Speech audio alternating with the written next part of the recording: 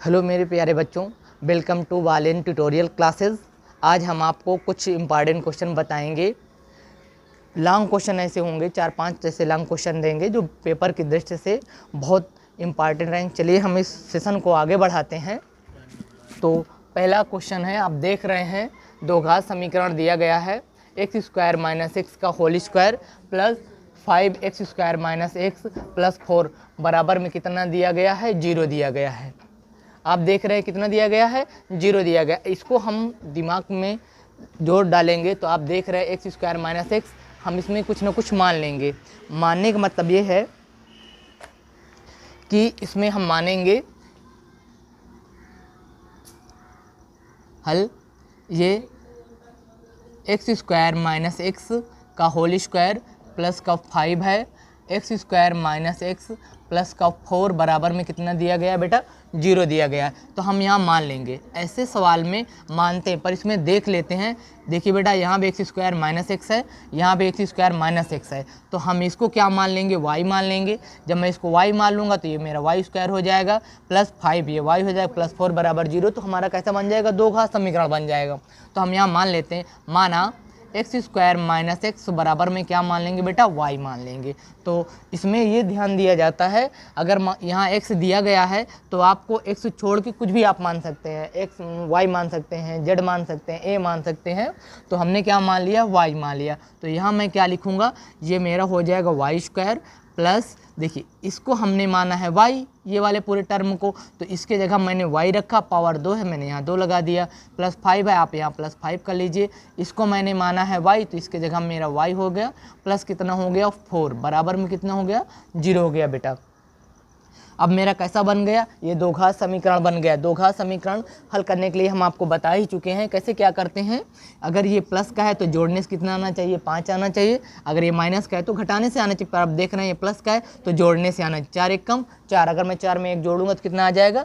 5। तो ये मेरा हो जाएगा वाई स्क्वायर प्लस, इसको मैं लिख सकता हूँ 4 प्लस का 1, ये y है आप y रखिए, प्लस का 4 बराबर में कितना हो गया? 0। तो ये y स्क्वायर हो गया, ये प्लस का 4y हो गया, प्लस का ये y हो गया, प्लस का 4 बराबर में 0। आप यहाँ y कॉमन ले लेंगे तो ये कितना हो जाएगा? y प्लस का कितना हो गया? 4। यहाँ से आप क्या देखिए, यहाँ कॉमन y है, यहाँ 4 है तो कॉमन y नहीं आएगा, 4 है यहाँ कोई नंबर नहीं तो कॉमन वो भी नहीं आएगा। तो जब कुछ नहीं मिलता तो क्या मिलता है? 1 मिलता है।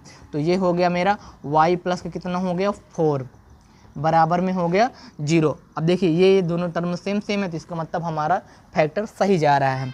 तो ये हो गया y प्लस का 4 हो गया, एक ब्रैकेट में हमने कॉमन लिया तो और बचा क्या है इसमें? y प्लस का 1 बचा, बराबर में हो गया 0। पहले मैं प्रथम पद लूँगा। ये हमारा कौन सा पद है? ये मेरा प्रथम पद। तो प्रथम पद लेंगे, प्रथम पद मेरा क्या है? y प्लस का 4 बराबर में कितना है? 0 है बेटा। अब देखिए यहाँ y है, हमने क्या माना है? y को एक्स स्क्वायर माइनस एक्स माना है। तो मैं इस y की जगह में मैं क्या लिख दूंगा? एक्स स्क्वायर माइनस एक्स रखेंगे हम यहाँ। तो y की जगह में चलिए हम रखते हैं, तो ये रखेंगे एक्स स्क्वायर माइनस का x, ये हो गया प्लस का 4 बराबर में कितना हो गया? 0 हो गया। अब देखिए एक्स स्क्वायर माइनस एक्स, यहाँ भी कितना था? y, हमने इसके जगह में कितना रख दिया? y। अब हमें क्या करना? जोड़ने से कितना आना चाहिए? 1 आना चाहिए। तो देखिए जोड़ने से 1 कैसे आएगा? आप देख रहे हैं, अगर मैं 4 में भी करता हूँ जोड़ने से आना चाहिए 1, तो ये 4 में करूँगा तो 2 × 2 आएगा तभी 4 आएगा, जोड़ेंगे तो 4 आ जा रहा है तो नहीं बन रहा है। तो हम कैसे करेंगे इसको? हम करेंगे श्रीधराचार्य जी से। तो श्रीधराचार्य नियम लगाएंगे।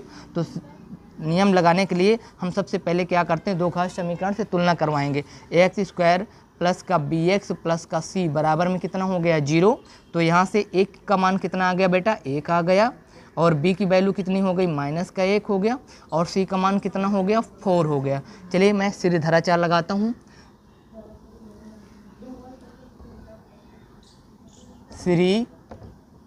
श्रीधराचार्य नियम से क्या होता है? x बराबर होता है minus b plus minus under root b square minus का 4ac अपान में कितना होता है बेटा? 2a होता है।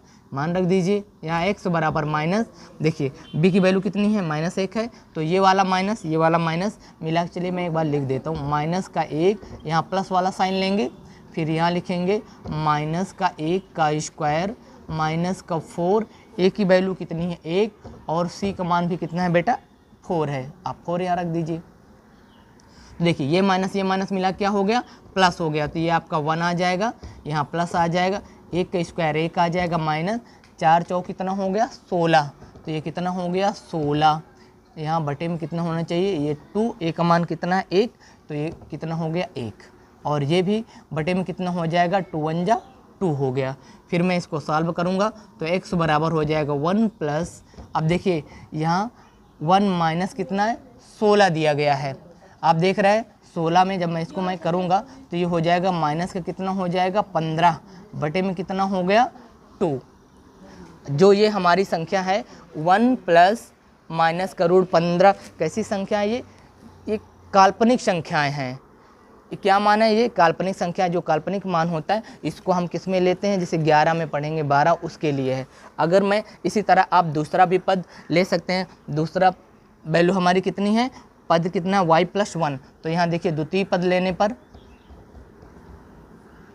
द्वितीय पद लेने पर यहाँ देख रहे हैं ये है हमारा y + का 1 बराबर में कितना हो गया 0, इसमें भी वही लेना है हमें, y की वैल्यू कितनी x² - x, तो मैं y की जगह में रखूँगा x² - का x प्लस का 1 बराबर में कितना हो गया 0। ये भी देखिए जोड़ने से मेरा कितना आना चाहिए -1, तो ये भी कुछ नहीं आ रहा, तो मैं इसको भी क्या करूँगा सीधी धारा चाल लगाऊंगा, तो यहाँ से ax² प्लस का bx प्लस का c बराबर 0 से क्या कराएंगे तुलना करने पर, तो यहाँ a का मान कितना हो गया 1, b की वैल्यू हो गई -1 और c का मान कितना हो गया 1। मान रखेंगे ये सीधी धारा चार वाले में मान रखते हैं, तो x बराबर हो जाएगा माइनस ये माइनस का 1 प्लस ये हो गया माइनस का 1 का स्क्वायर माइनस का 4, a की वैल्यू कितनी है 1, c की वैल्यू कितनी है 1, बटे में कितना हो जाएगा, ये बटे में हो जाएगा हमारा 2, a की वैल्यू कितनी है 1। जब मैं इसको सॉल्व करूंगा बेटा देखिए 1 का स्क्वायर 1 आएगा, 4 1 जा 4 आ जाएगा, 1 से मैं 4 को सब्ट्रैक्ट करूंगा तो कितना आ जाएगा 1 प्लस अंडर रूट माइनस के कितना हो जाएगा 3 अपान में कितना हो जाएगा 2, तो यही हमारा क्या हो जाएगा x की वैल्यू आ जाएगी। एक हमारा मान कितना ये आ गया, दूसरा हमारा मान कितना हो गया ये आ गया बेटा। आइए बेटा देखते हैं दूसरे वाले क्वेश्चन में। दूसरे वाला क्वेश्चन क्या बोल रहा है, दूसरा क्वेश्चन बोल रहा है 2x + 3y = 11 है और 2x - 4y बराबर दिया गया -24 को हल कीजिए और इससे m का वह मान ज्ञात कीजिए जिसके लिए y बराबर समीकरण mx + 3 दिया गया।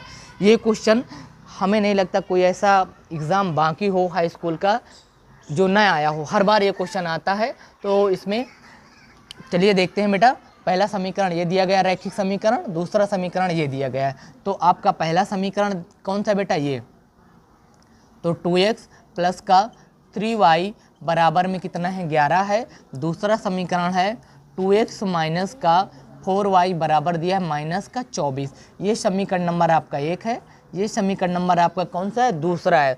इसमें थोड़ा दिमाग लगाते हैं, दिमाग ये लगाते हैं चाहे आप x का मान बराबर कर लीजिए चाहे आप y का मान बराबर कर लीजिए, पर आप यहाँ देख रहे हैं यहाँ x का मान यहाँ भी 2 है, x का मान यहाँ भी 2 है। अगर बराबर नहीं होता तो आप बराबर करते, ये वाली संख्या किधर मल्टीप्लाई करते और इसका इसमें मल्टीप्लाई करते पूरे समीकरण में, तो बराबर हो जाता। तो चलिए यहाँ बराबर है तो हमें बराबर नहीं करना पड़ेगा, थोड़ा आसान हो गया। तो इस तरह वाले क्वेश्चन में आपको क्या करना है, बराबर करने के बाद क्या होता है इनका मान काटना होता है, क्योंकि जब तक हम काटेंगे नहीं तो इसका आंसर आएगा नहीं। तो इसमें यही देखा जाता है कि दोनों प्लस है तो आप क्या करेंगे घटाएंगे, यहाँ लिखेंगे घटाने पर।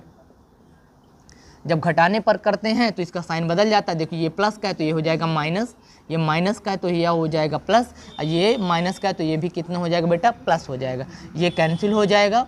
तो देखिए 3 और 4 जोड़ लीजिए कितना हो गया 7y हो गया बराबर।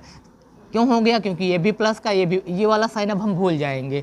तो 3 और 4 मिला के हो गया 7y। फिर देखिए ये भी 11 है, ये 24 है, दोनों प्लस के हैं तो जुड़ जाएगा। 4 और 1 जोड़ो कितना हो गया बेटा 5, और 1 और 2 जोड़ो कितना हो गया बेटा 3। तो y की वैल्यू निकाल लेंगे तो y बराबर कितना हो जाएगा 35 बटे कितना हो गया 7। 7 का भाग दीजिए 7 पना 35, तो y का मान कितना आ गया बेटा 5 आ गया। इसमें जब y का मान निकल आया है तो y का मान अब किस में रखेंगे, समीकरण नंबर 1 में रखेंगे बेटा। तो आप यहाँ लिखेंगे y का मान समीकरण 1 में रखने पर, y का मान समीकरण 1 में रखने पर, समीकरण 1 में रखने पर। तो देखिए बेटा 1 में रखिए, ये समीकरण 1 है तो आप यहाँ लिख लीजिए एक बार। 2x प्लस का हो गया 3y बराबर में कितना हो गया बेटा 11 हो गया। आप यहाँ 2 रखिए, ये आपका x हो गया, यहाँ 3 है, आप 3 रखिए। देखिए y की वैल्यू कितना आपने निकालें 5, आप यहाँ 5 रखिए, बराबर में कितना हो गया बेटा 11। तो ये हो गया आपका 2x, 3 का गुणा 5 में करिए कितना हो गया बेटा 15, बराबर में कितना हो गया 11। तो ये हो जाएगा 2x बराबर 11 माइनस का कितना हो गया 15।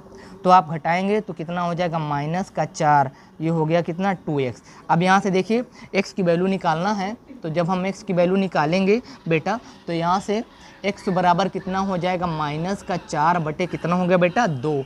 ये 2 सॉल्व करेंगे तो कितना 2 to the 4, तो x इक्वल टू कितना हो गया माइनस का हो गया बेटा कितना 2 हो गया। x की वैल्यू कितनी आ गई -2 और y का मान कितना आ गया 5। अब हमें समीकरण कौन सा दिया गया है, ये वाला, ये जो दिया गया है समीकरण, इसमें हम मान रखेंगे तो हमारा m का मान आ जाएगा। पेपर में क्या हो सकता है, यहाँ m दिया गया है तो पेपर में आपसे n भी हो सकता है, p भी हो सकता है, कोई भी नंबर होंगे तो आपको क्या करना है ऐसे करके निकाल लेना है। तो दिए गए समीकरण में y बराबर mx प्लस 3 में क्या करते हैं x और y के मान रखने पर, x और y के मान रखने पर, चलिए बेटा मान रखिए। इसमें मान क्या y की वैल्यू कितनी 5, आप यहाँ 5 कर लीजिए, बराबर m है, m रखिए, x की वैल्यू कितनी बेटा -2 करिए, प्लस में कितना हो गया 3 हो गया। अब देखिए ये 5 हो गया, 3 को मैं इधर लाऊंगा तो -3 हो जाएगा, बराबर क्या हो जाएगा -2m, मैं 2 का गुणा इसमें m -2m हो जाएगा। तो 5 में से 3 गया, कितना आया बेटा 2 आया, बराबर में कितना हो गया 2m हो गया। तो m बराबर कितना हो जाएगा 2 बटे में कितना हो गया 2, ये माइनस है, आप माइनस लगा देंगे इधर। तो 2 1 2, तो m की वैल्यू कितनी आ गई -1 आ गया। m की वैल्यू कितनी आई बेटा -1 आ गया। यही हमको क्या करना था, लाना था। देखिए इस क्वेश्चन में कितना अच्छा क्वेश्चन था कि लास्ट में कितना m का मान हमको निकालना था, तो m का मान कितना आ गया -1 आ गया। तो थैंक यू। आप